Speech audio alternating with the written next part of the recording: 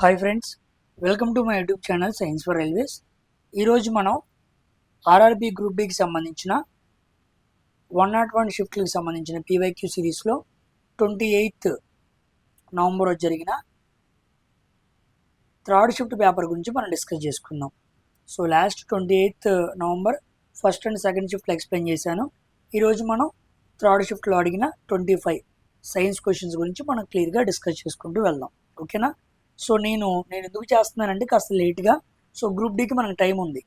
ఓకేనా? సో మెల్లిగా ప్రతి క్వశ్చన్ కూడా ఇన్ డీటెయిల్గా మాట్లాడుకుంటూ వెళ్దాం, ఇబ్బంది ఏమీ లేదు. ఎగ్జామ్ దగ్గరికి వచ్చే కొద్దీ I will make more speed పెంచుతాను. మీరు అంత భయపడాల్సిన పని ఏం లేదు.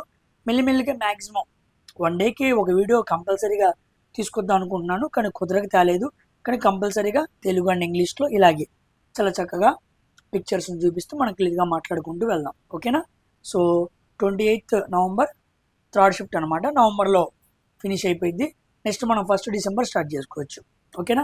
సో ఇక ఆలస్యం చేయకుండా మనం క్వశ్చన్స్లోకి వెళ్దాం, క్లియర్గా అన్ని మాట్లాడుకుంటూ వెళ్దాం. సో ఫస్ట్ది జెనెటిక్స్, హెరిడిటీ నుంచి అడిగిన క్వశ్చన్ అనమాట.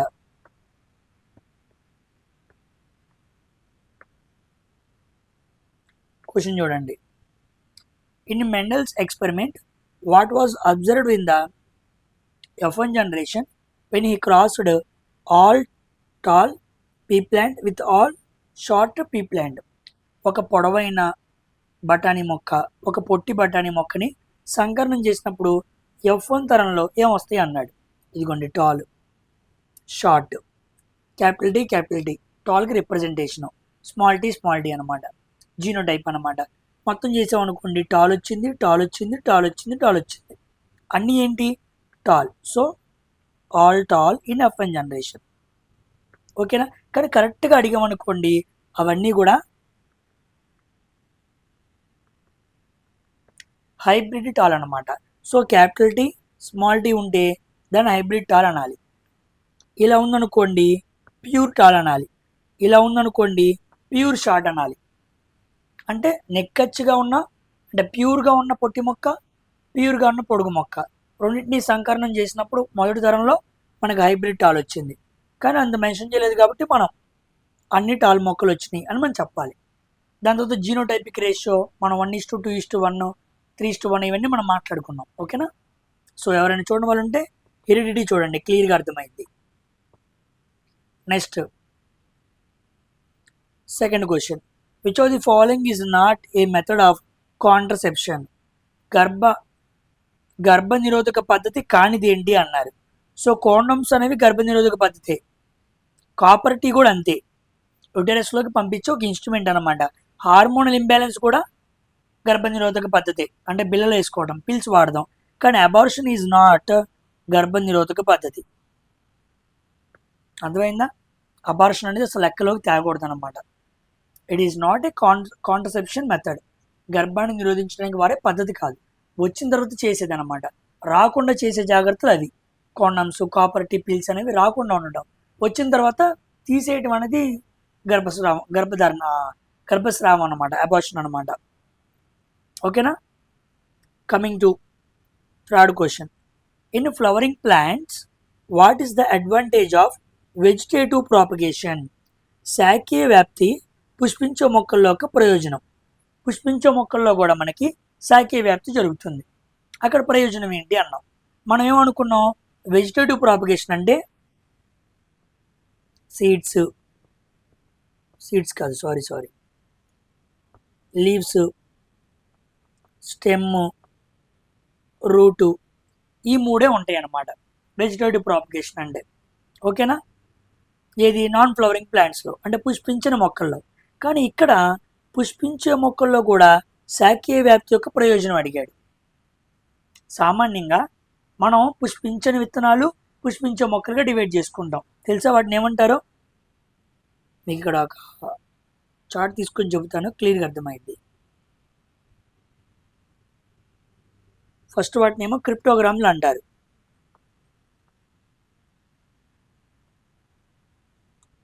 క్రిప్టోగ్రామ్లు నోడు ఉంటాయి,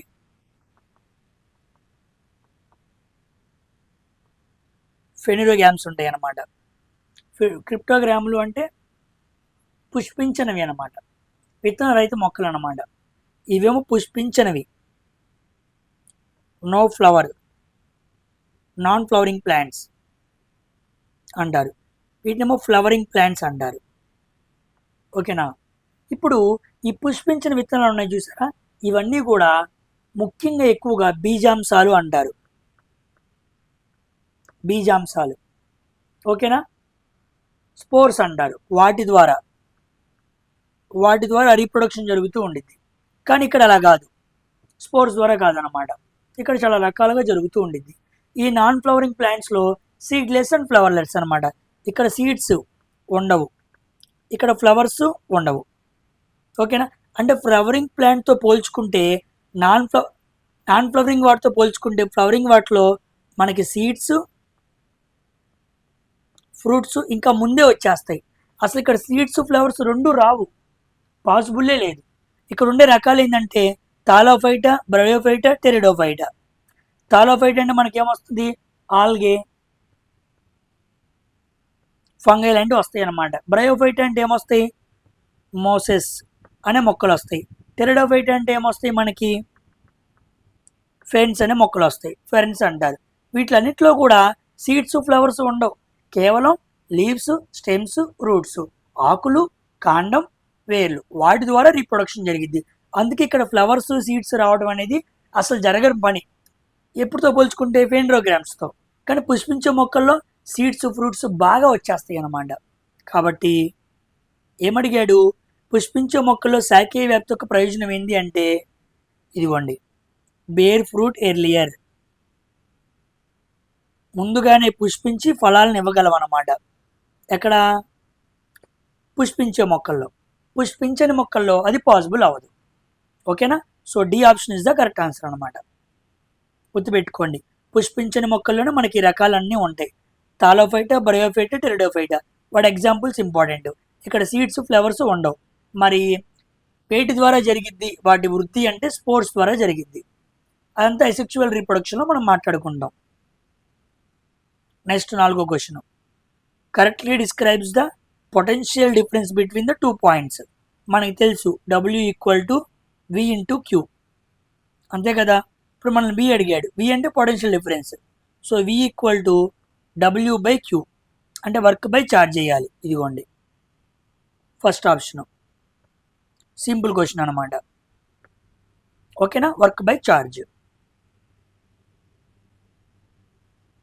నెక్స్ట్ క్వశ్చన్, 5వ క్వశ్చన్, ఆప్టిక్స్, కెమికల్ ప్రాసెస్ నుంచి అడిగాడు. ఆప్టిక్స్ నుంచి ఇలాంటి క్వశ్చన్ రిపీట్ అయింది కూడా. ఈ క్వశ్చన్ లాస్ట్ మనం మాట్లాడుకున్న షిఫ్ట్లోనే రిపీట్ అయింది. What is the relation between incident ray and the emergent ray after light passes through a rectangular glass slab అన్నాడు. ఇదిగోండి, ఈ రెక్టాంగులర్ గ్లాస్ స్లాబ్ నుంచి ఇలా లైట్ వెళ్ళినప్పుడు ఇదేమో ఎయిర్, ఇదేమో గ్లాస్. ఎయిర్ నుంచి గ్లాస్కి వచ్చినప్పుడు ఏమైంది, టువర్డ్స్ ద నార్మల్ వచ్చింది. మళ్ళీ గ్లాస్ నుంచి ఇది ఎయిర్, మళ్ళీ వెళ్తున్నప్పుడు ఏమైంది, ఏవే ఫ్రమ్ ద నార్మల్ అయింది. అంటే లైట్ రే ఏమో నార్మల్కి దగ్గరగా వచ్చింది ఎయిర్ నుంచి గ్లాస్లోకి వచ్చినప్పుడు, మళ్ళీ గ్లాస్ నుంచి వెళ్ళేటప్పుడు దూరంగా వెళ్ళింది. అలా వెళ్ళిపోయిన తర్వాత ఇన్సిడెంట్ రే ఏమో ఇలా వెళ్ళిపోయింది, ఎమర్జెంట్ రే ఏమో ఇలా వచ్చింది. చూసారా ఎంత బెండ్ అయిందో. సో బెండింగ్ ఆఫ్ నేచర్ జరిగింది కదా, దాన్ని మనం రిఫ్రాక్షన్ అంటాం. అయితే క్వశ్చన్ ఏం అడిగాడంటే, ఈ మొత్తం ఈ రెక్టాంగులర్ గ్లాస్ స్లాబ్లో రిఫ్రాక్షన్ జరిగిన తర్వాత దీన్ని మనం ఎలా అర్థం చేసుకోవాలి అంటే, ఇక్కడ ఇన్సిడెంట్ రే, ఇక్కడ ఎమర్జెంట్ రే రెండు ఎలా ఉన్నాయి, ప్యారలల్గా ఉన్నాయి. అదే క్వశ్చన్ అడిగాడు. Emergent ray converges at point అన్నాడు, కాదు. పర్పెండిక్యులర్ టు ఇన్సిడెంట్ రే, కాదు. ఎమర్జెంట్ రే, ఇన్సిడెంట్ రే రెండు పర్పెండిక్యులర్గా లేవు. రిఫ్లెక్టెడ్ బ్యాకా, కాదు. రిఫ్లెక్టెడ్ బ్లాక్ అయితే అది రిఫ్లెక్షన్ అయింది. సో ఆన్సర్ ఏంటి, parallel to the incident ray. పతన కిరణానికి దిశకి సమాంతరంగా ఉంది. దిశా కిరణం, పతన కిరణం రెండు ఎలా ఉన్నాయి, ప్యారలల్గా ఉన్నాయి. అది ఎప్పుడు గ్లాస్ స్లాబ్ గుండా వెళ్ళినప్పుడు మాత్రమే పాసిబుల్ అయింది. So air, glass and glass to air అనమాట. సో మీడియంస్ మారితే రిఫ్రాక్టివ్ ఇండెక్స్లు మారితే ఒకటి నార్మల్ దగ్గరికి వచ్చింది, ఇంకోటి నార్మల్కి దూరంగా వెళ్ళింది. ఓకేనా. 6వ question, which process is used to prepare sodium hydroxide. Sodium hydroxide from brain solution. లవణ జలం అనే బ్రెయిన్ సొల్యూషన్ నుంచి సోడియం హైడ్రాక్సైడ్ని మనం ఎలా తయారు చేస్తాం, మనకు తెలుసు. ఆ ప్రాసెస్ మనం ఏమంటాం, క్లోర్ ఆల్కలీ ప్రాసెస్ అంటాం. క్లోర్ ఆల్కలీ ప్రాసెస్ ఏం చేస్తాం ఇక్కడ? Let me tell you clearly. మనకు తెలుసు NaCl, దీనికి మనం వాటర్ కలుపుతాం 2H2O, బ్రెయిన్ సొల్యూషన్ అన్నమాట. అంటే ఉప్పు వాటర్ కలిపాం, ఎలక్ట్రోలైట్ అనమాట, బ్రెయిన్ సొల్యూషన్ అంటాం. సో దీని గుండా కరెంట్ పంపించినప్పుడు 2NaOH plus Cl2 plus H2 form అయింది అనమాట. ఓకేనా? ఇక నాకేం ఫామ్ అయింది? హైడ్రోజన్ ఫామ్ అయింది. హైడ్రోజన్ ఎలా ఫామ్ అయింది? ఇక్కడ మనకి రిడక్షన్ ఆఫ్ వాటర్ జరిగింది అనమాట. సో ఈ సొల్యూషన్లో వాటర్ ఏమైంది అంటాడు, రిడక్షన్ జరిగింది. రిడక్షన్ ఆఫ్ వాటర్ జరిగి నాకేం ఫామ్ అయింది? H2 ఫామ్ అయింది. At the same time oxidation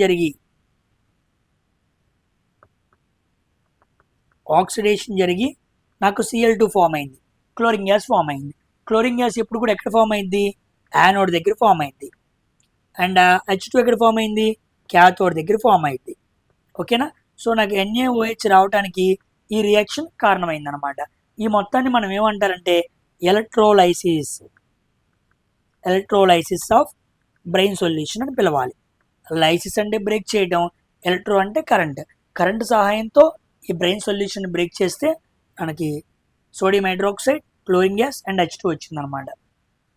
ఓకేనా? Very very important.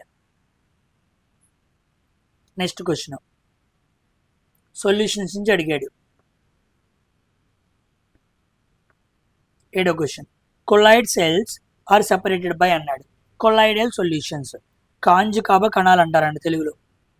ఓహో, దేని ద్వారా వేరు చేయబడతాయి. కొలాయిడ్స్లో పార్టికల్ సైజు వెరీ స్మాల్గా ఉండిద్ది అనమాట. అలాగని మరీ స్మాల్ కాదు, ఒక మీడియం స్మాల్, వెరీ స్మాల్ అంటాం కన్నా మీడియం స్మాల్గా ఉండిద్ది అనమాట. ఓకేనా? సొల్యూషన్స్లో బాగా స్మాల్గా ఉండిద్ది, కొలాయిడ్స్లో కాస్త పర్లేదు, సస్పెన్షన్స్లో అసలు పార్టికల్స్ కనపడుతూ ఉంటాయి. ఉదాహరణకి ఒక మిల్క్ తీసుకోండి, మిల్క్ ఈజ్ ఏ కొలాయిడ్. లేదా ఒక బ్లడ్ తీసుకోండి, ఈ మిల్క్లో మనం ఫ్యాట్ని వేరు చేయాలన్నా, ఈ బ్లడ్లో ఉండే ప్లాస్మాని కానీ వాటర్ని కానీ వేరు చేయాలన్నా మనం ఏ మెథడ్ వాడతామంటే సెంట్రిఫిగేషన్. అందుకే మీరు బ్లడ్ టెస్ట్లకు వెళ్ళినప్పుడు, మీరు బ్లడ్ ఇచ్చినప్పుడు వాడు ఒక సెంట్రిఫిగల్ మిషన్లో పెడతాడు, అంతా వేరు చేసి మన టెస్టులు చేయడానికి. రకరకాల టెస్టులు చేయాలంటే ముందు బ్లడ్లో ఉన్న ఆ పార్టికల్స్ అన్ని వేరు చేయాలన్నమాట. దానికి సెంట్రిఫికేషన్ పద్ధతిని వాడతాం. ఎవాపరేషన్ కాదు. ఫిల్టరేషన్ వాడేది దేనికి? సస్పెన్షన్స్కి వాడాలి, ఎందుకంటే కరగకుండా ఉండిద్ది కాబట్టి. వాటర్లో ఇసుక పోసాం, కరగదు, దానికి వడపోత వాడాలి. రీక్రిస్టలైజేషన్ దీనికి కూడా వాడకూడదు. ఓకేనా?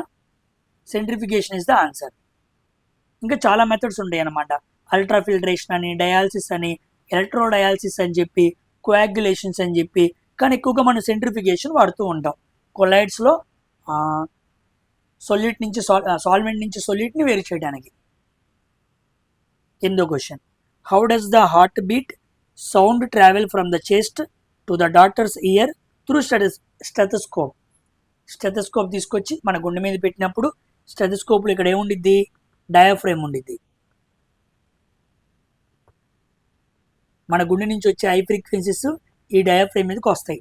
అక్కడి నుంచి ఆ వేవ్స్ అనేవి మల్టిపుల్ రిఫ్లెక్షన్స్ ద్వారా ఇదిగోండి ఇలా ఇలా ఇలా గుద్దుకుంటూ, అంటే వేవ్ లోపల మల్టిపుల్ రిఫ్లెక్షన్స్ జరుగుతాయి అన్నమాట. సో మల్టిపుల్ రిఫ్లెక్షన్స్ ద్వారా సౌండ్ ఏమైంది? ఇక్కడికి వచ్చింది అనమాట. అక్కడ డాక్టర్ వింటాడనమాట. ఓకేనా?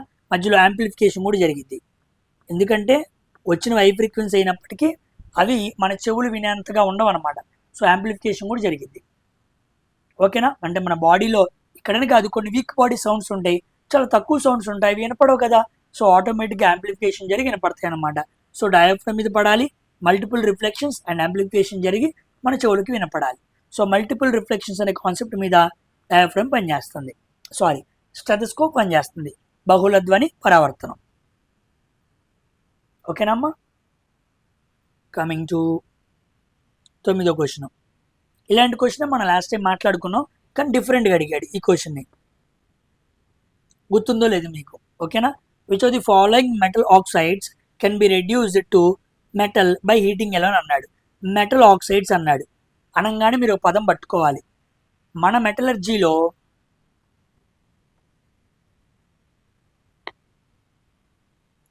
హై రియాక్టివ్ మెటల్స్, మీకు నేను చెప్పాను కూడా, high reactive metals like potassium, sodium, magnesium, calcium లాంటివి మనకి భూమిలో ఏ రూపంలో దొరుకుతాయి? ఆక్సైడ్స్ రూపంలో దొరుకుతాయి. ఆక్సైడ్స్ అండ్ హైడ్రాక్సైడ్ రూపంలో దొరుకుతాయి. ఓకేనా? సో వీటిని రెడ్యూస్ చేయాలి అంటే ఆ మెటల్ ఆక్సైడ్స్ నుంచి మెటల్ని మనం ఎక్స్ట్రాక్షన్ చేయాలి. అంటే మనం ఏం చేయాలి? హీట్ చేయాలి. ఇదిగోండి, దాన్ని లాస్ట్ టైం ఎలా క్వశ్చన్ అడిగాడు? డిస్టిలేషన్ అన్నాడు. డిస్టిలేషన్ అనే మెథడ్ ద్వారా మనం ఏ మెటల్స్ని ఎక్స్ట్రాక్షన్ చేస్తా ఉన్నప్పుడు మనం ఏం మాట్లాడుకున్నాం? జింకు, కాడ్మియం, మెర్క్యూరీ, ఈ మూడింటిని మనం మాట్లాడుకున్నాం.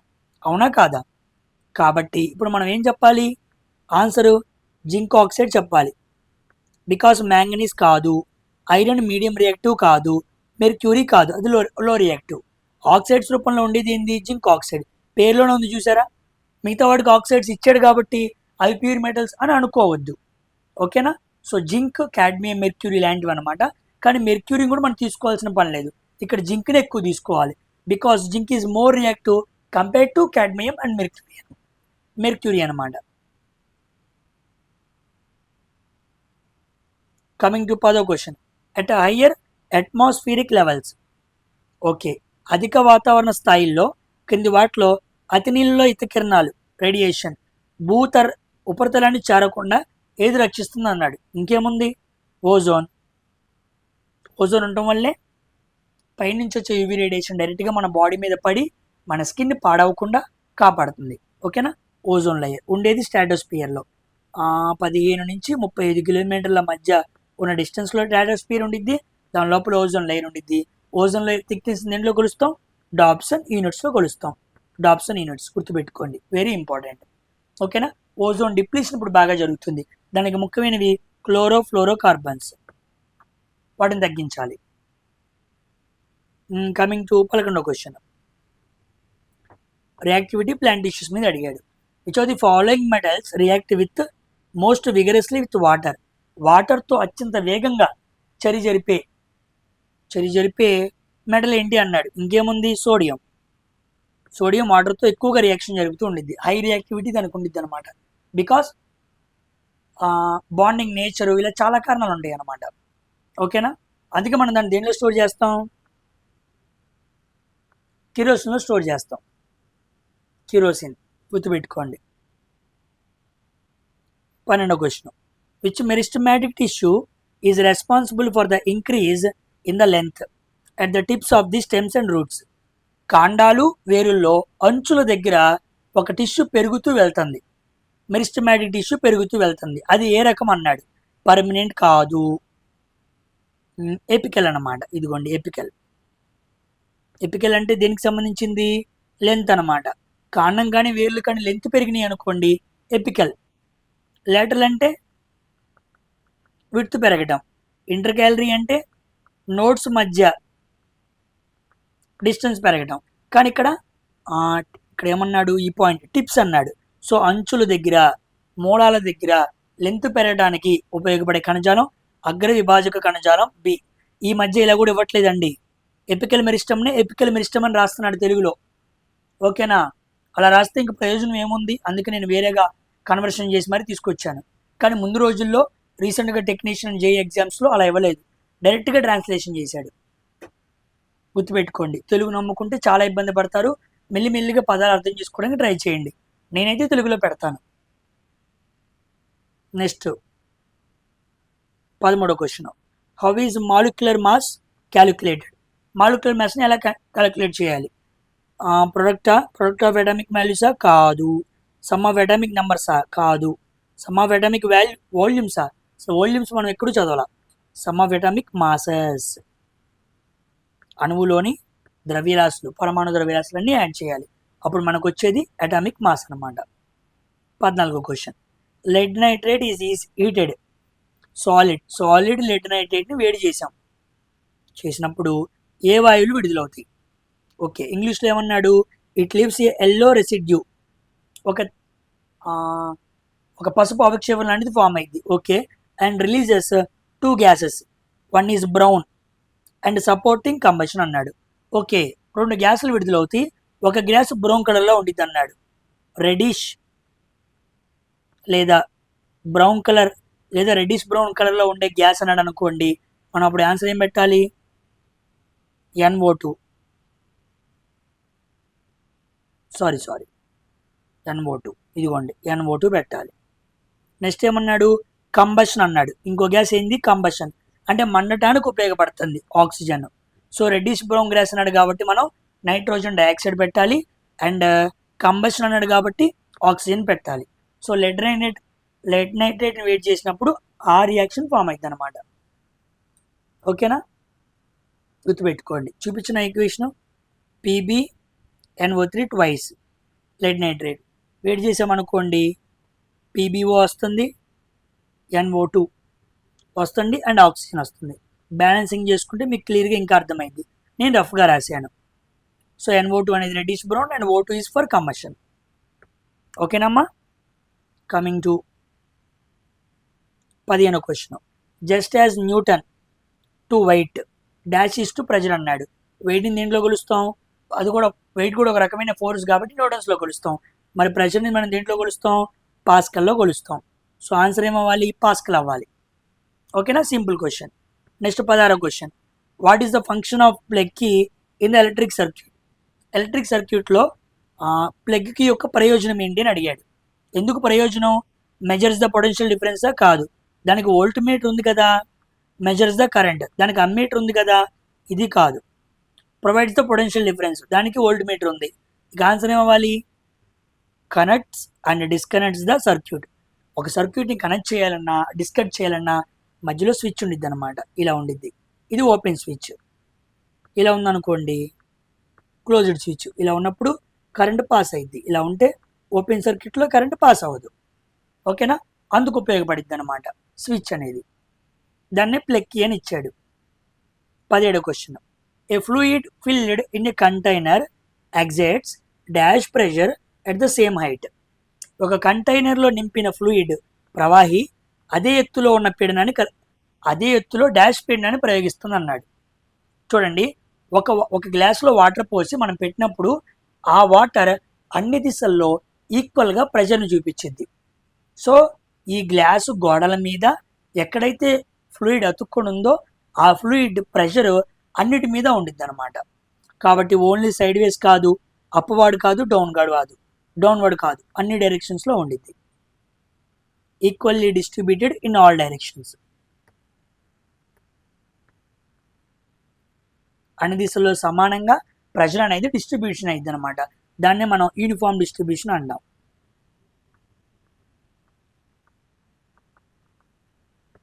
ఓకేనమ్మా. కమింగ్ టు 18వ question. Which of the following methods is commonly used to prevent corrosion of iron? ఇనుము కరోజన్ లోకక్షయం నిరోధించడానికి కింది పద్ధతుల్లో ఏది సాధారణంగా వాడతారన్నాడు. హీటింగ్ రిపీటెడ్లీ, ఐరన్ని బాగా వేడి చేస్తే తుప్పు పట్టదా? కాదు. కూలింగ్ ఇట్ వాటర్, బాగా వాటర్తో చల్లవరిస్తే తుప్పు పట్టదా? కాదు. డిజాల్వింగ్ ఇన్ యాసిడ్, ఆమ్లంలో కరిగిస్తే ఐరన్ కరిగిపోయింది కానీ ఐరన్కి తుప్పు పట్టకుండా ఎలా ఉండిద్ది? First option is the correct answer అనమాట.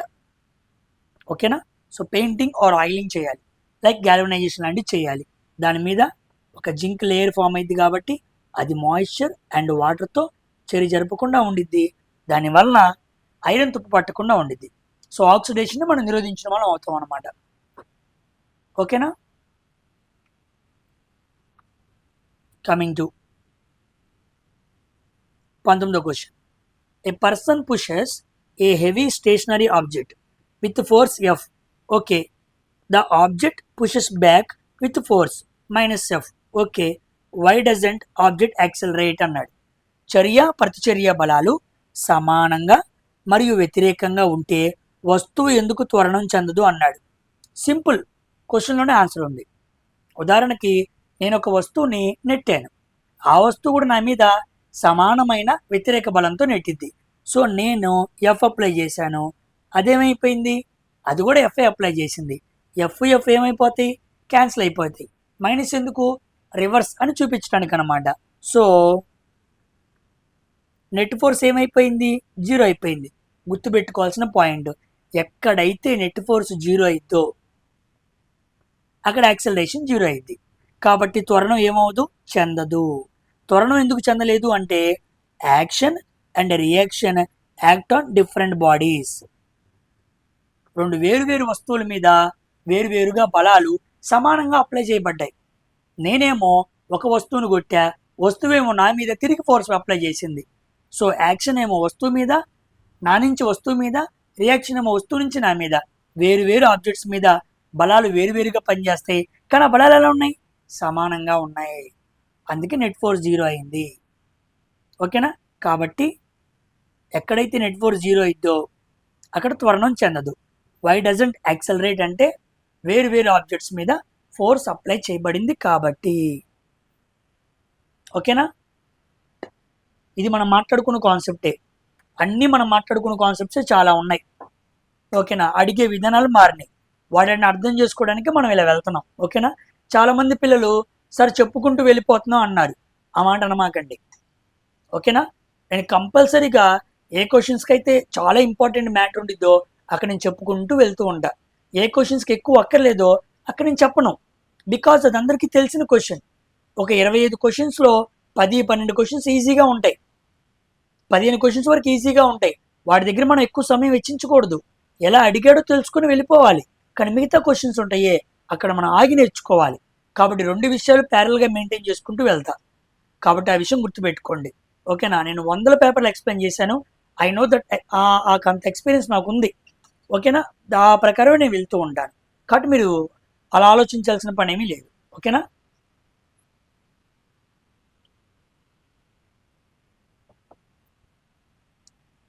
కమింగ్ టు 20వ question. Which statement about the principal axis of a spherical mirror is not true. Spherical మిర్రర్కి సంబంధించి సరైన స్టేట్మెంట్ కానిదేంటి అన్నాడు. చూద్దాం. గోళాకార దర్పణం ప్రధాన అక్షానికి సంబంధించి ఏది సత్యం కాదు అన్నాడు.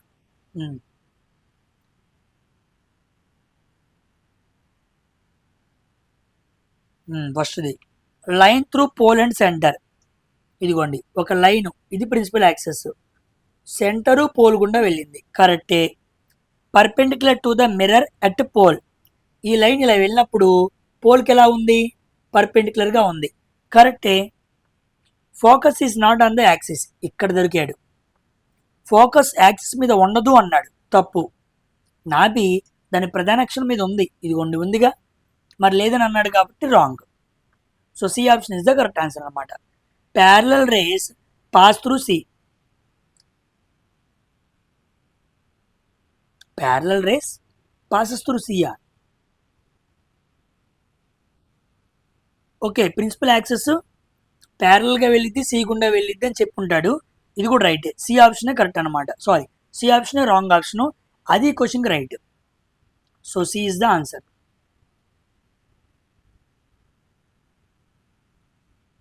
21వ క్వశ్చన్.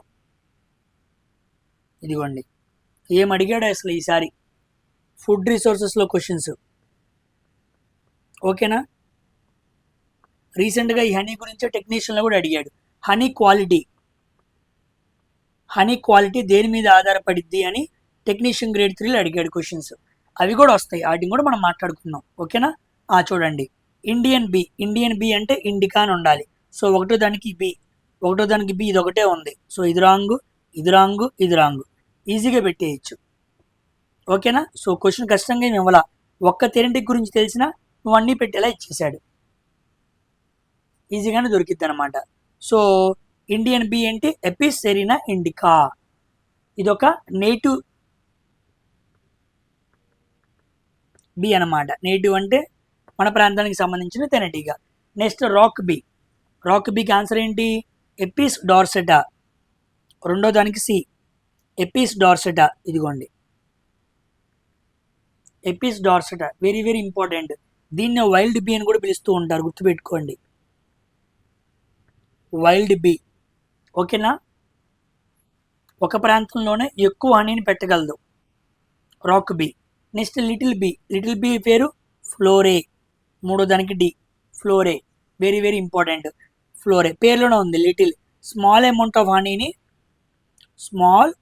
ఆఫ్ హనీని ప్రొడ్యూస్ చేయగలదు, ఫార్మ్ చేయగలదు. ఇక మిగిలిపోయింది Italian bee, fourth one, that is దానికి పేరు మిల్లిఫెరా, నాలుగో దానికి ఏ, మిల్లిఫెరా. ఇది కూడా అంతే, హై ప్రొడక్షన్ అనమాట, ఉన్నవాడన్నింటిలో కూడా హై హనీ ప్రొడక్షన్. దాని తర్వాత లిటిల్ బీ అనమాట. ఓకేనా, గుర్తుపెట్టుకోండి. సో ఫస్ట్ మనం ఇటాలియన్ బీకి వెళ్ళాలి. ఎక్కువగా హనీ పెట్టేది ఏంటంటే ఇటాలియన్ బీ, ఆ తర్వాత రాక్ బీ.